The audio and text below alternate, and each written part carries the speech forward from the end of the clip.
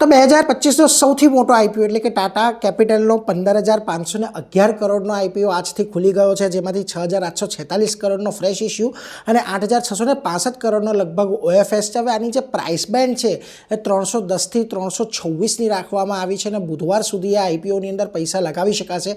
ખાસ કરીને ટાટા કેપિટલના કામકાજની વાત કરી લઈએ તો તેઓ consumer loan, commercial financing, wealth management, investment banking, private equity, clean tech, fintech આ બધી ક્ષેત્રની સેવાઓની અંદર કામકાજ આપે છે. એટલે ઘણું મોટું કામ છે અને ટાટા ગ્રુપની એક ફ્લેગશિપ કંપની છે.